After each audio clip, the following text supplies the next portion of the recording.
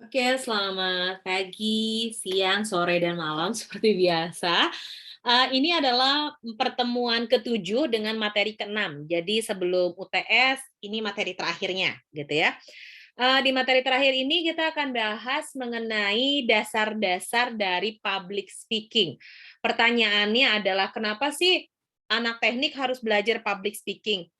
Karena anak teknik bukan hanya apa ya, berfokus dalam penggunaan teknologi aja, tapi juga anak teknik harus mampu memiliki presentasi yang baik, harus memiliki komunikasi yang baik, sehingga nanti kalau ketemu klien, klien tuh enak, wah ini orang IT-nya keren banget nih cara menyampaikannya, wah presentasinya bagus nih, jadi saya tertarik deh kalau pakai jasa dia. Nah makanya kenapa dalam komunikasi dan keorganisasian, teman-teman harus belajar yang namanya dasar public speaking itu seperti apa.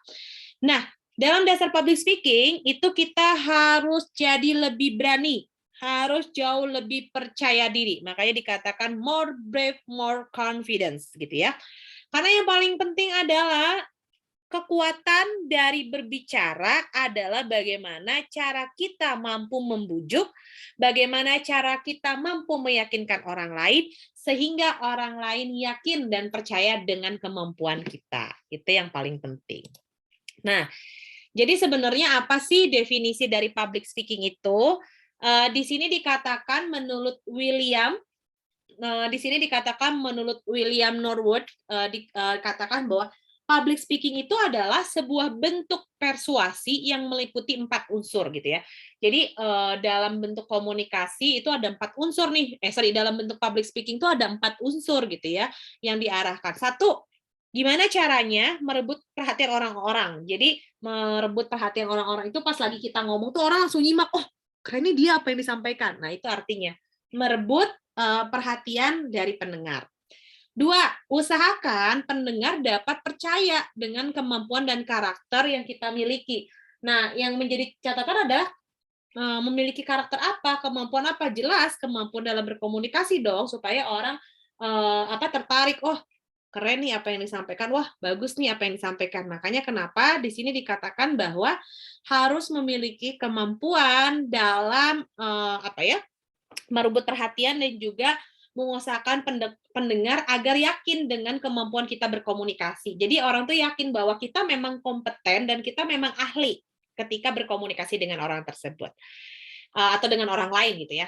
Nah, selanjutnya ada karakter yang dimiliki dan kembangkan setiap gagasan materi. Nah, kita harus tahu nih, kita tuh kalau ngobrol dengan siapa, karakternya seperti apa gitu ya. Bagaimana cara mempersepsi. Jadi orang tuh kalau ngedengerin kita ngomong tuh enak gitu ya. Makanya kenapa ya, kalau misalnya artis, MC, ataupun yang lain tuh enak gitu didengarnya. Karena kenapa? Mereka secara tidak langsung mengasah public speaking-nya supaya mampu menggali informasi, mampu menggali potensi orang ketika berbicara dengan dia. Seperti itu. Nah, jadi sebenarnya modal utama dalam public speaking itu apa sih gitu. Nah, ini yang paling penting. Kita harus tahu dulu ketika kita berkomunikasi dengan orang lain, kita harus tahu modal apa aja yang dibutuhin gitu ya. Apakah hanya cukup pandai berbicara saja? Tentu tidak gitu. Ada aspek-aspek yang menuntut kita untuk ahli atau menjadi ahli lah dalam berkomunikasi. Yang pertama adalah dengan menggunakan vokal diafragma. Oke, vokal diafragma itu berasal dari perut ya, sehingga tidak membuat tenggorokan capek dan kering gitu. Ini yang cukup menarik. Kalau orang yang berbicara dengan diafragma, biasanya dia pita suaranya aman. Nah, kalau kalian pernah dengar kan kalau dulu Raffi Ahmad itu dia dikatakan operasi pita suara tenggorokan karena kenapa? Selama ini dia kalau berbicara itu nggak pernah pakai diafragma, dia menggunakan suara dari tenggorokan. Suara dari tenggorokan inilah yang membuat kita jadi jadi lelah ngomong, capek ngomong. Tapi kalau diafragma tuh enggak. Jadi tarik nafasnya itu biasanya cepat. Nah, ibu kadang pakai diafragma, kadang pakai tenggorokan. Tapi bagusnya terus-terusan pakai diafragma. Nah, suara diafragma itu lantang, teratur, dan biasanya menggunakan teknik senam yang bernama humming. Humming tuh kayak gimana? Ini Ibu nggak nyalain video ya. Jadi kalau coba deh kalian sambil praktek ya. A, itu mulutnya dibuka. A, I, U, E, O. Jadi mulutnya benar-benar buka. Jangan A, I, U, E, O. Tapi benar-benar lebarnya mulut kita tuh dibuka selebar-lebarnya. Bilang A gitu, benar-benar A-nya tuh lebar. A, I, U, E, O. Jadi benar-benar sangat lebar. Itu disebut dengan teknik humming. Nah, senam berfungsi untuk melenturkan bagian-bagian yang sering kita pakai untuk berbicara, misalnya mulut dan lidah gitu ya.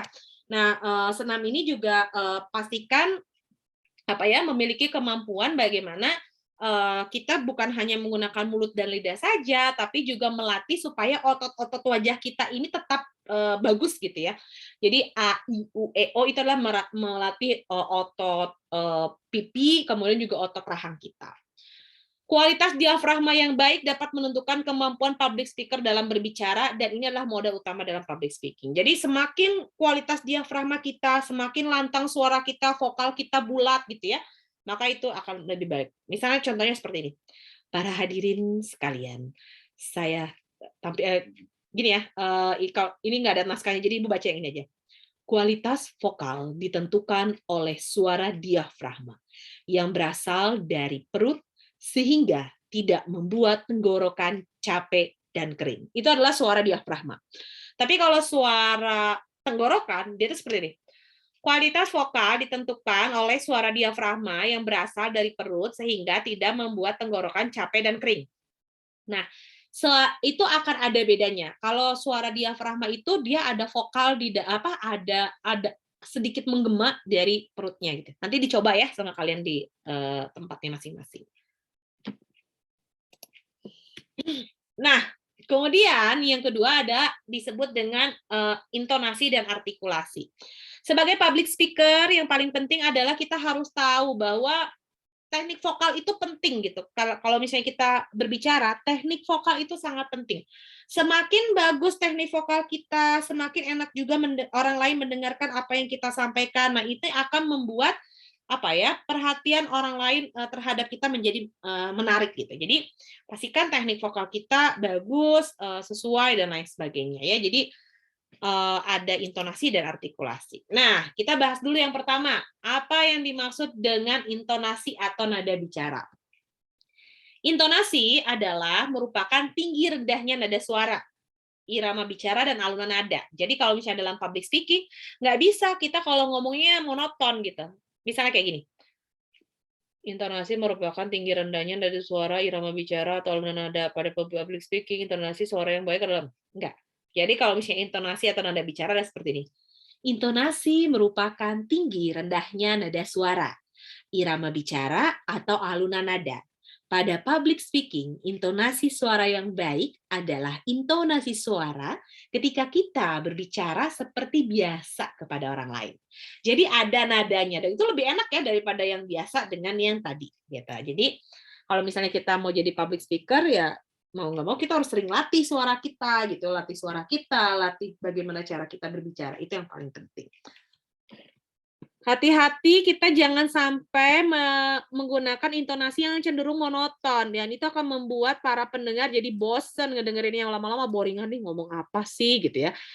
Orang tuh akan tertarik kalau misalnya pembicaraan kita atau intonasi kita di awal itu sudah enak gitu ya. Orang tuh akan males kalau misalnya di awal aja kita nah itu hati-hati sekali. Nah, selanjutnya setelah intonasi ada yang disebut dengan artikulasi. Artikulasi adalah teknik penyebutan suatu kalimat berdasarkan suku kata atau konsonan. Jadi artikulasinya jelas gitu. Jadi kejelasan suara itu penting. Jadi jangan kayak kalau ngomong tuh berkumur-kumur. Kadang ibu juga suka marahin mahasiswa gitu kalau ngomong nggak jelas. Apalagi kalau lagi presentasi ya. Artikulasi tadi menyebutkan nama-nama nggak jelas itu ngomong apa gitu ya. Jadi kalau sebagai public speaker, setiap kalimat, setiap tekanan, setiap intonasi, titik koma harus jelas gitu. Misalnya kayak gini, artikulasi adalah teknik penyampaian suatu kalimat berdasarkan suatu kata dan konsonan yang benar atau penjelasan yang lebih. Singkatnya, adalah kejelasan dalam pengucapan kata-kata. Clear ya? Itu contoh pertama. Contoh kedua, artikulasi adalah teknik penyebutan suatu kelompok berdasarkan suku kata dan konsonan yang benar atau penjelasan yang lebih singkatnya adalah kejelasan dalam pengucapan kata-kata. Jelas kalimat yang diucapkan? Sangat tidak jelas. Kenapa sangat tidak jelas? Satu, terlalu cepat. Dua, selain itu juga mulutnya tidak terbuka lebar sehingga ngomongnya kayak kumur-kumur yang tadi Ibu bilang. Beda dengan yang contoh yang pertama gitu ya. Paling penting adalah ketika kamu berkomunikasi ngomongnya jangan ketahui cepat. Terus pasti kalian bilang kayak gini, Bu Sifat juga kalau ngomong cepat, tapi Ibu jelas ngomongnya. Nah, kalian boleh berbicara cepat, tapi pastikan apa yang kalian sampaikan itu jelas. Itu yang paling penting. Jadi ketika kalian berkomunikasi, pastikan komunikasi yang kalian sampaikan itu jelas gitu ya.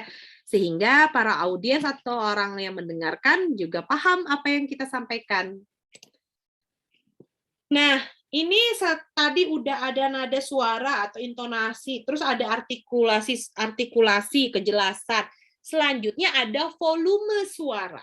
Nah, ini yang paling penting. Jadi kalau sebagai seorang public speaker, kita harus melakukan atau mengetahui seberapa besar sih volume suara yang kita gunakan gitu ya. Seberapa besar volume suara yang digunakan? Apakah harus semakin besar atau semakin kecil gitu ya? Atau seperti apa? Nah, kalau volume suara ini biasanya berdasarkan ruangannya atau biasakan juga dengan jumlah audiensnya. Semakin sedikit audiens, tentu volume suara kita juga harus dikecilkan. Tapi kalau misalnya ruangnya besar, orangnya banyak, volume suara kita harus besar. Nah, misal kayak gini ya, suaranya ruangannya besar, orangnya banyak. Volume speaker harus memperhatikan di mana dilakukannya public speaking. Tapi contoh yang kedua, kalau misalnya orangnya sedikit, ruangnya juga tertutup. Maka yang harus dilakukan adalah seperti ini. Volume yang tinggi dapat digunakan untuk menyampaikan topik yang bersemangat. Selain itu juga volume rendah dapat menarik perhatian audiens. Jadi, simak baik-baik. Nah, itu adalah perbedaan yang tadi ya, volume suara contoh pertama dengan contoh yang kedua. Gitu. Jadi, volume suara itu ditentukan dulu di mana ruangannya, berapa jumlah orang audiensnya, itu penting sekali. Karena kenapa? Untuk menarik perhatian audiens menyimak apa yang kita sampaikan. Next, ada speed atau tempo. Nah, ini cukup menarik. Apa sih yang dimaksud dengan speed atau tempo? Speed adalah kecepatan berbicara. Ada juga orang yang kalau ngomong tuh cepet banget. Salah satunya ibu gitu ya. Ada juga orang yang kalau ngomong lambat banget. Speed, tempo adalah kecepatan saat berbicara. Ada gaya berbicara yang cepat, ada juga gaya bicara yang lambat. Lama gitu ya. Tapi ada juga nih kayak ibu. Oke, speed atau tempo adalah kecepatan saat berbicara, ada gaya berbicara yang cepat, ada juga gaya bicara yang lambat. Itu disebut dengan speed. Nah, speed ini harus ditentukan. Jadi gini, kalau orang yang ngomongnya lambat, berarti akan mengurangi tingkat antusias audiens mendengarkan kita. Tapi PR buat orang yang bicaranya cepat adalah gimana caranya orang paham dengan maksud kita. Terus gimana Bu kalau kayak gitu? Jika kondisinya seperti itu, maka otomatis yang harus dilakukan adalah mengulang lagi kalimatnya. Jadi orang yang tadinya nggak bingung gitu ya karena kecepatan, tapi kita ulang lagi tuh orang jadi paham. Nah, selanjutnya ada yang disebut dengan pitch control. Apa nih yang disebut dengan pitch control? Nah, pitch control itu sebetulnya adalah tempo ya, tempo kita berbicara, bagaimana cara kita memperlambat suara kita gitu ya, sesuai dengan kebutuhannya. Ada misalnya kayak gini, Bu Sifat ulangin dong kata-katanya. Oke, Ibu ulang ya. Jadi, nah itu biasanya Ibu akan lambatin sesuai dengan pitch controlnya. Tapi kalau misalnya Ibu cepat tapi nggak ada yang komplain dan cukup jelas ya biasanya akan tetap diteruskan gitu karena dianggapnya cukup paham dengan apa yang disampaikan kayak gitu. Itu yang disebut dengan pitch control. Ini sebenarnya kalau praktek seru sih ya. Oke, next. Ada yang disebut pause, pace, dan aksentuasi. Kita mulai dulu dari pause, gitu ya. Pause adalah jeda pada saat kita berkomunikasi atau menjadi public speaker. Jadi secepat apapun ngomong, segimanapun kamu berbicara, pastikan akan selalu ada jeda di dalamnya. Kenapa harus ada jeda? Jeda ini bagus gitu ya buat jeda ini tuh bagus untuk kita berkomunikasi. Satu, bisa membantu nafas kita. Dua, selain membantu nafas juga membuat kita memberikan kesan yang cukup baik lah kepada audiens. Jadi harus ada pause dulu, di pause dulu gitu ya, jangan cepat banget ngomongnya tapi nggak di pause, itu yang berbahaya. Nah, kedua ada pace atau ketukan. Sama nih kayak orang nyanyi gitu ya, gimana caranya memiliki ketukan, mengatur keteraturan, contoh kayak gini. Seperti halnya bernyanyi, itu pause ya, ketukannya. Ternyata berbicara pun juga memiliki ketukan. Yang mana ketukan ini akan mengatur keteraturan kita saat berbicara. Jadi dia paham gitu kapan nadanya tinggi, kapan dia nadanya rendah, kapan dia flat ngomongnya. Nah, itu adalah ketukan. Nah, aksentuasi itu adalah penekanan-penekanan terhadap satu kata. Nah, ini yang cukup menarik. Bu, penekanan dalam satu kata ini seperti apa? Misal, ini tolong dicatat ya. Catat. Nah, itu adalah penekanan. Gitu ya. Bayangkan kalau misalnya dia minta nyatet, tapi bilangnya kayak gini. Ini tolong dicatat ya. Iya, dicatat. Catat aja dulu. Ya, kalau nggak ini, catatlah gitu. Nah, itu yang disebut dengan aksentuasi atau steering. Jadi, penekanan di beberapa kalimat. Nah, jadi ternyata nggak semua kalimat itu bisa dibuat datar aja, dan terkadang juga itu akan memberikan itu akan memberikan sebuah penekanan agar yang mendengarkan kita itu tidak jenuh gitu. Makanya harus tahu dulu nih jedanya seperti apa, harus tahu juga nih ketukannya seperti apa, harus tahu juga nih aksentuasinya seperti apa, penekanannya. Jadi kalau kita ngomong tuh jelas gitu. Jadi nggak datar, nggak monoton. Nah, itu yang perlu diperhatikan baik-baik seperti itu. Nah, selanjutnya ada yang disebut dengan inflection. Nah, apa nih inflection? Inflection adalah perubahan nada, yang mana kadang kita harus naikin suara kita, kadang kita harus turunin. Jadi, inflection adalah perubahan nada suara. Yang terkadang kita harus menurunkan nada suara kita, dan kadang kita juga harus naikin nada suara kita. Nah, itu adalah inflection. Jadi, caranya seperti itu ya. Inflection adalah nada suaranya naik, terus turun, naik, terus turun, kayak gitu. Jadi, itu yang perlu diasah. Jadi kalau ngobrol tuh jangan flat. Coba deh kalian ngaca. Kalian ngerasa nggak sih kalau ngomong tuh flat banget, nggak ada nada, nggak ada gairah gitu ya. Jadi orang bisa jadi bosen gitu dengan apa yang kita sampaikan. Nah, makanya gimana nih caranya pada saat kita berkomunikasi, enak gitu berkomunikasinya. Nah, terakhir, itu ada yang disebut dengan parasharing.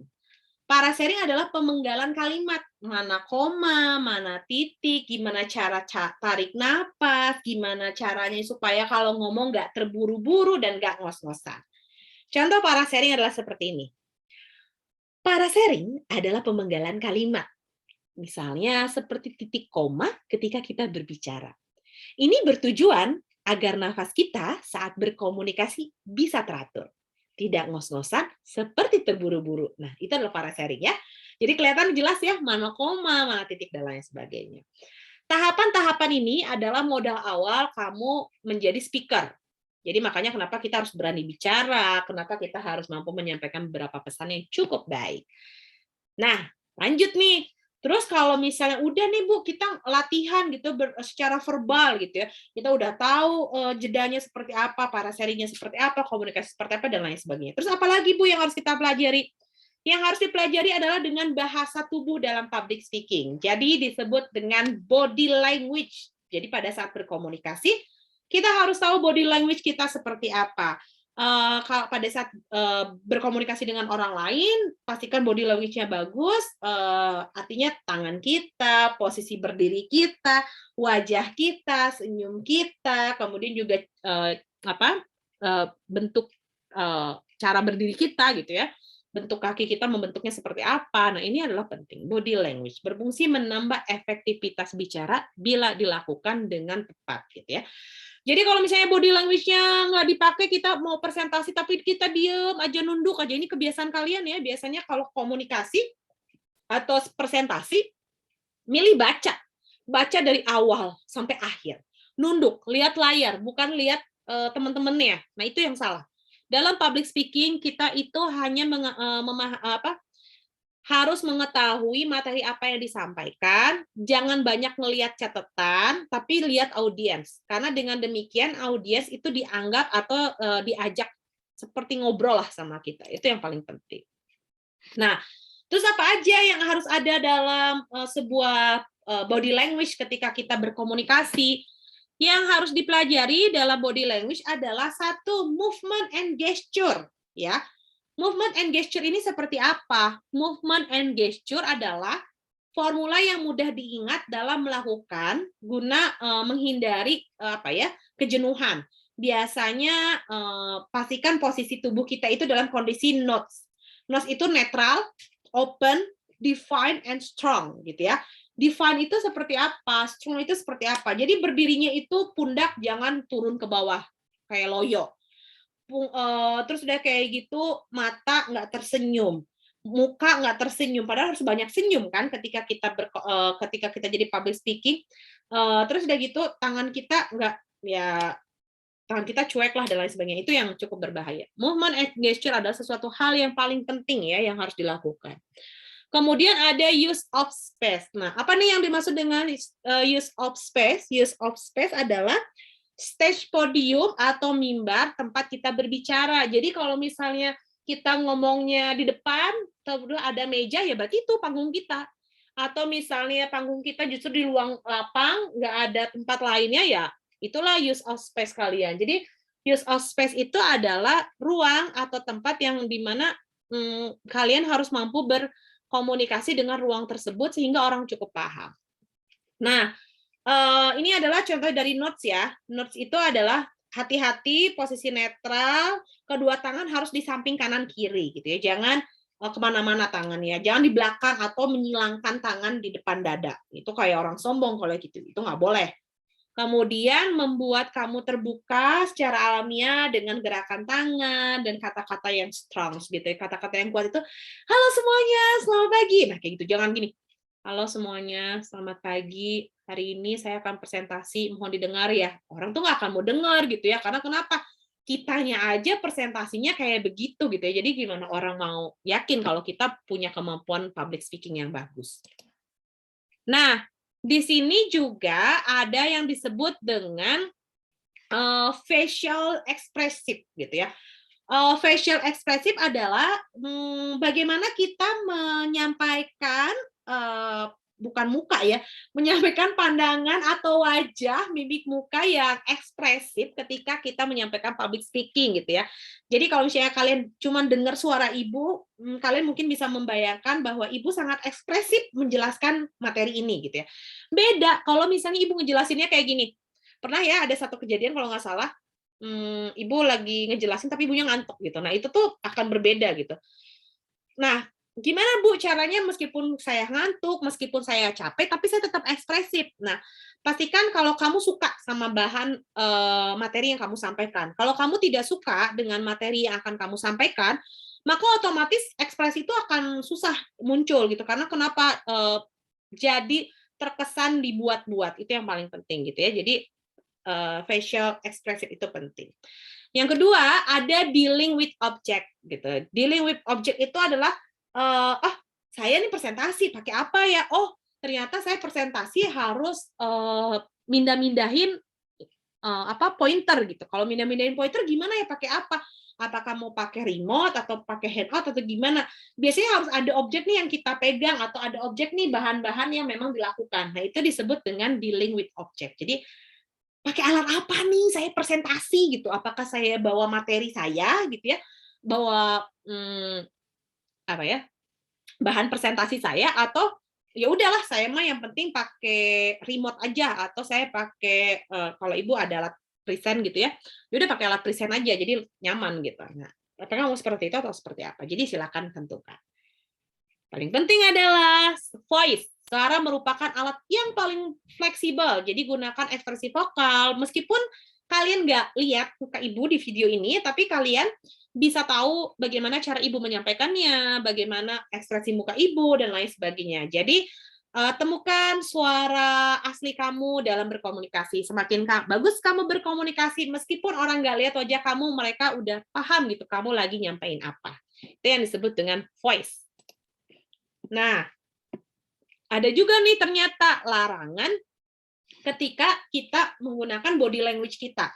Apa aja yang nggak boleh dilakukan pada saat melakukan body language? Pada saat kita berkomunikasi dan menggunakan body language kita adalah kita tidak boleh menyilangkan kedua tangan kita di depan atau di belakang. Kalau di depan itu kayak bos gini, nunggu, marah, gitu. Nggak boleh. Itu artinya ketertutupan. Terus di belakang gitu, kayak orang nunggu, kayak ngemandorin, itu juga nggak boleh. Terus masukin tangan ke dalam saku, itu sangat tidak boleh. Menyilangkan tangan, memasukkan tangan ke dalam saku, itu adalah ciri bahwa kita sombong gitu. Terus menggaruk-garuk kepala. Kadang kita suka garuk-garuk kepala untuk hal-hal yang mungkin kita tuh nggak gatel gitu ya, atau kita tuh ya nggak gatel gitu. Jadi kita garuk-garuk kepalanya. Itu jangan sekali-kali dilakukan, menggaruk kepala. Kemudian bola mata bergerak ke atas, ke bawah, kayak orang bingung gitu ya, ke samping. Atau bahkan kita nggak pernah mau melakukan kontak mata dengan hadirin atau para audiens. Kenapa? Malu, Bu, takut diketawain sama teman-temannya. Justru salah. Kalau misalnya kita menggunakan bahasa tubuh kita harus pede ngomong sama teman, ngelihat teman ya sambil tersenyum, kemudian setelah itu lanjutkan lagi komunikasi. Karena kenapa? Kan dia jadi audiens kita. Kenapa kita harus malu? Tapi sering diledekin, Bu, kadang suka ya gitulah diledekin gitu. Jadi kan saya makin nggak pede, malah saya jadi pengen ketawa pada saat presentasi. Nah, itu yang harus dilatih ya. Dilatih supaya tidak terpancing dengan apa yang disampaikan teman-temannya. Nah, selain itu selanjutnya adalah menggaruk bagian tubuh mana saja. Itu paling penting. Jangan sekali tiba-tiba kita menggaruk sesuatu yang kita tuh nggak nyaman bisa, tapi kita garuk-garuk, itu sangat tidak boleh sama sekali. Mencengkram podium atau mencengkram meja atau kaki kita kita suka mengetuk-ngetukkan kaki, mengetuk-ngetukkan tangan, itu sangat tidak boleh. Hati-hati sekali, itu menunjukkan bahwa kita sangat panik pada saat berkomunikasi.